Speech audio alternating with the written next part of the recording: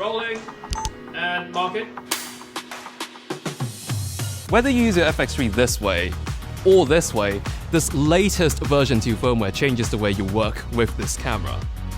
And in a good way, of course. It's a firmware update so powerful, the FX3 feels like a completely new camera now, especially with pro features like Cine EI. If you have not experienced a Cine EI workflow before, there's a chance you might find this mode on the camera to be a bit of a mystery. It's more commonly used on high-end cinema workflows, but the idea of Cine EI is by always shooting at the camera's base ISO and controlling noise levels, it lets you take those 15 amazing stops of dynamic range on your FX3 and shift it towards where you need it most. If a scene has highlights that are particularly hot, you can expose it as an EI that's got more room for highlights. The way you tell is by that number behind every EI value.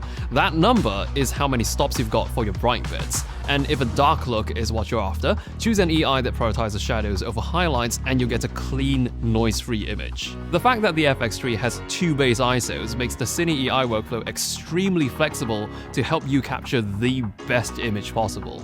The FX3 also gains compatibility for timecode syncing thanks to this adapter cable that plugs right into the FX3's USB port.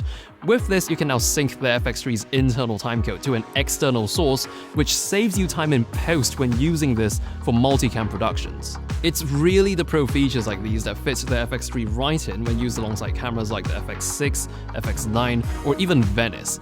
In fact, you'll now even find the FX3 on the list of Netflix-approved cameras. Yet, if some of these features sound too overwhelming, please don't sell your camera yet. You can still use it the same way you did, just with even more features at your disposal, like the ability to load your very own LUTs into the camera.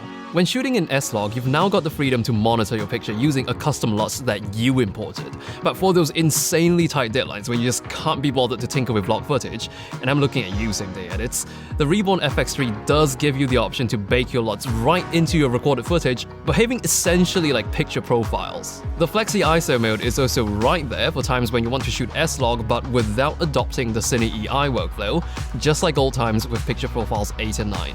And in this firmware, even the display's been thoughtfully tweaked, so none of the info text obstructs your picture. Once you move on to post, you can also now stabilize your footage directly inside Premiere Pro using the new Catalyst Prepare plugin. So sure, the FX3 we thought we knew is behaving a little differently now, but I like to think of it as a side effect of supercharging an already great piece of hardware. Whatever it was you were doing with this, it only gets better now. Sony.